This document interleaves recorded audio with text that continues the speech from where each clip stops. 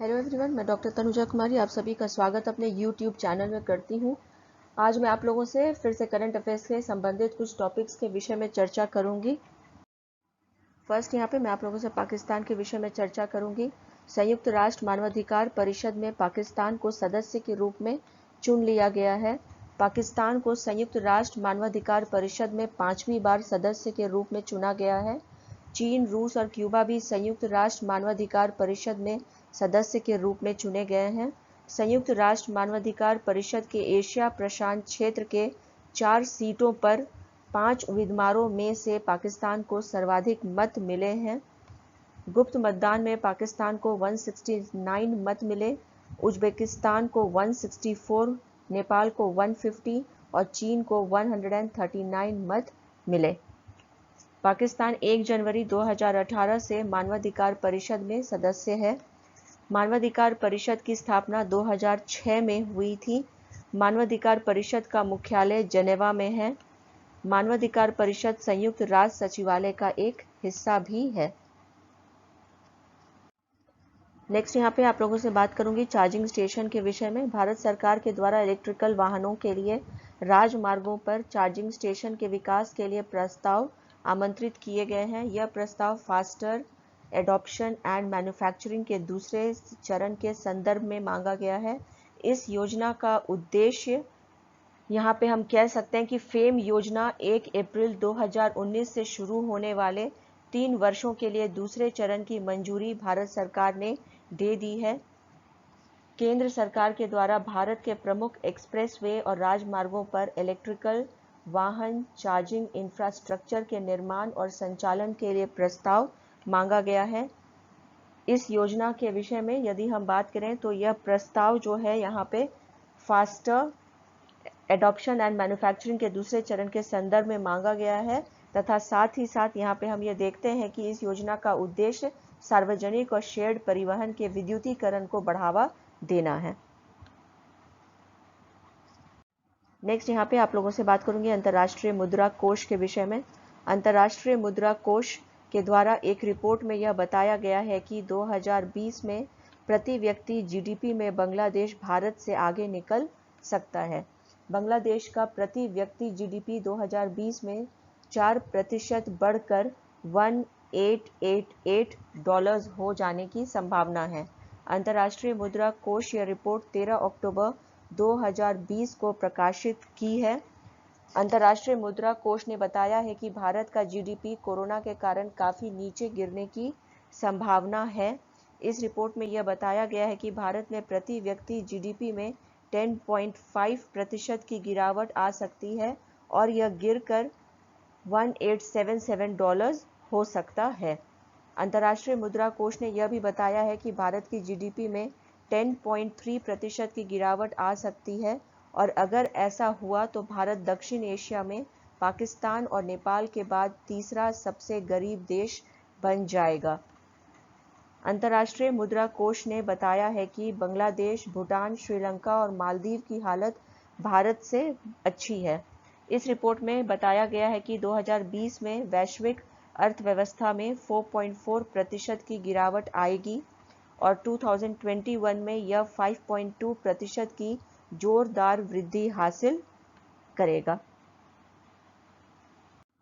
Next यहाँ पे आप लोगों से पैकेज के विषय में बात करूंगी। भारत सरकार के द्वारा जम्मू कश्मीर और लद्दाख को 520 करोड़ रुपए का पैकेज दिया गया है।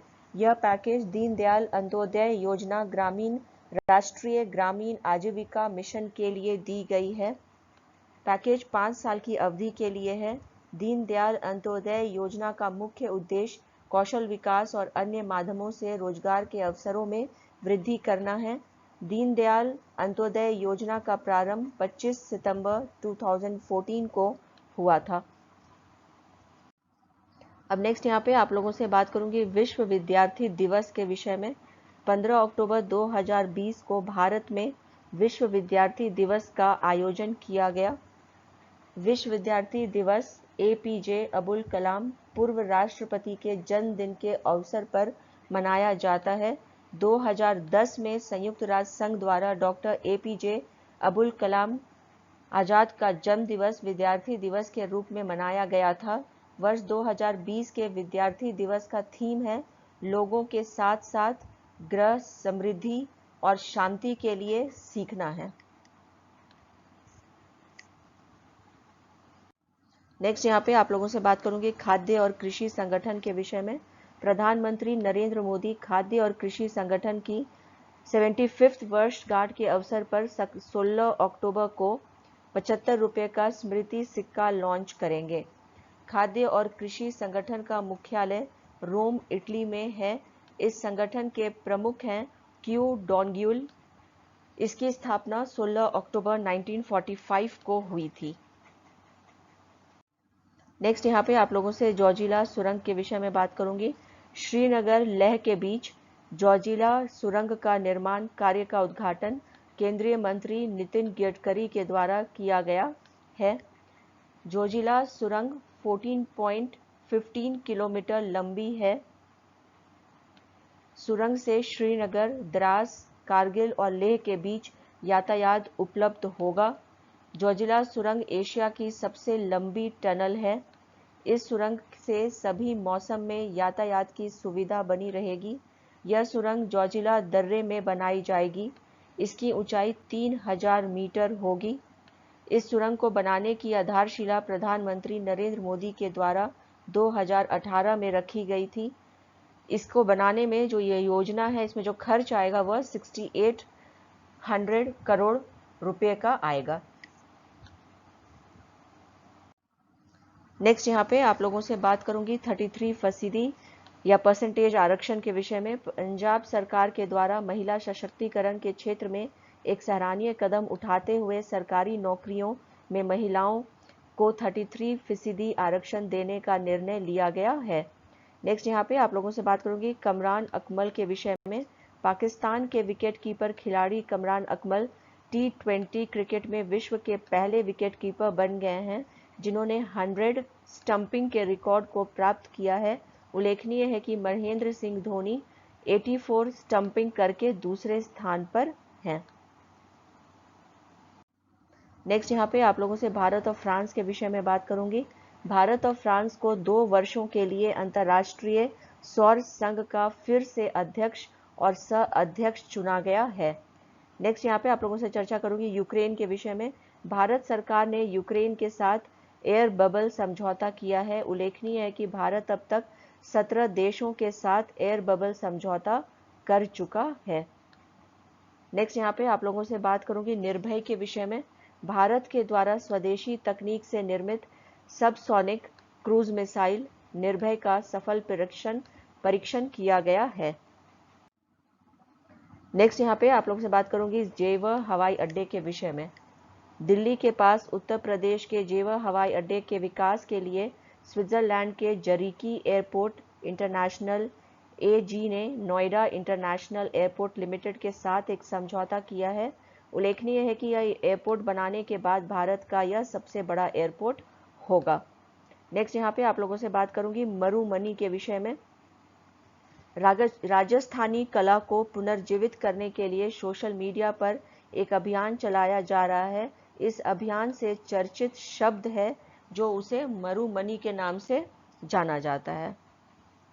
नेक्स्ट यहाँ पे मैं आप लोगों से बात करूंगी शाई एवरा के विषय में। 2020 शास्त्रा रामानुजा पुरस्कार से शाई एवरा को सम्मानित किया जाएगा। नेक्स्ट यहाँ पे बात करूंगी इंडिया इंटरनेशनल ज्वेलरी शो के विषय में। पहली बार virtual India international jewellery show का आयोजन gems and jewellery export promotion council of India के द्वारा किया जा रहा है। नेक्स्ट यहाँ पे बात करूंगी क्वीन मैरी विश्वविद्यालय के विषय में। लंदन स्थित क्वीन मैरी विश्वविद्यालय कैम्ब्रिज विश्वविद्यालय के साथ एक शोध में ध्वनि की सबसे तेज गति की खोज की गई है जो लगभग 36 किलोमीटर प्रति सेकंड है। नेक्स्ट यहाँ पे आप लोगों से बात करूंगी तीसरी निजी ट्रेन के विषय में। भारतीय रेलवे के द्वारा यह बताया गया है कि IRCTC की तीसरी निजी ट्रेन वाराणसी और इंदौर के बीच चलाई जाएगी। इस ट्रेन को विनोद कुमार यादव चलाएंगे। नेक्स्ट यहाँ पे आप लोगों से चर्चा करूंगी स्कूली शिक्षा के विषय में। भारत सरकार ने 6 राज्यों में स्कूली शिक्षा के लिए strengthening teaching learning and results for state परियोजना को मंजूरी दी है। उल्लेखनीय है कि यह परियोजना विश्व बैंक के द्वारा आंशिक रूप से वित्त पोषित है। नेक्स्ट यहाँ पे आप लोगों से विश्व बैंक के विषय में ही बात करूंगी। विश्व बैंक के द्वारा विकासशील देशों को कोविड-19 के टीके प्राप्त करने में सहायता के लिए 12 अरब डॉलर मंजूर किए गए हैं। नेक्स्ट यहाँ पे आप लोगों से बात करूंगी फिलिस्तीनी शरणार्थियों के विषय में। भारत के द्वारा फिलिस्तीनी शरणार्थियों को सहायता देने के लिए संयुक्त राष्ट्र राहत और निर्माण एजेंसी में $1 मिलियन अमेरिकी डॉलर का योगदान दिया गया है इनके द्वारा।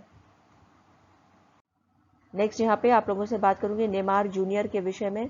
ब्राजील के लिए सबसे अधिक गोल करने का रिकॉर्ड अब नेमार जूनियर को प्राप्त हो गया है, जिन्होंने 103 मैच में 64 गोल करके क्रिस्टियानो रोनाल्डो को पीछे छोड़ दिया है। रोनाल्डो ने 98 मैच में 62 गोल किए हैं। नेक्स्ट यहाँ पे आप लोगों से चर्चा करूंगी चेन्नई शहर के विषय में। चेन्नई शहर में क्षेत्रीय कच्ची औषधि भंडार केंद्र प्रारंभ किया गया है, जिसका उद्घाटन केंद्रीय आयुष मंत्री और रक्षा राज्य मंत्री श्री श्रीपद येसो नायक के द्वारा किया गया। नेक्स्ट यहाँ पे आप लोगों से बात करूंगी HDFC बैंक के विषय में। भारत के प्रमुख निजी क्षेत्र के बैंक HDFC बैंक और अपोलो हॉस्पिटल के द्वारा अपने ग्राहकों के लिए the healthy life programme launch किया गया है। उल्लेखनीय है कि HDFC बैंक के मुख्य कार्यकारी अधिकारी आदित्य पुरी हैं। HDFC बैंक का मुख्यालय मुंबई महाराष्ट्र में है। HDFC बैंक का टैग लाइन है we understand your world. Next यहाँ पे आप लोगों से बात करूंगी बैंक ऑफ घाना के विषय में। Central bank of the year award 2020 bank of घाना ने जीत लिया है। यह पुरस्कार का 7वां संस्करण है। बैंक ऑफ घाना का मुख्यालय अक्रा घाना में है। बैंक ऑफ घाना की स्थापना 1957 में हुई थी। इसी के साथ मैं अपने इस चर्चा को यहीं पे विराम देती हूँ। यदि आप लोगों को मेरे ये वीडियो करंट अफेयर्स से संबंधित पसंद आया हो तो प्लीज़ लाइक करें, शेयर करें और सब्सक्राइब करें। Thank you. Have a good day.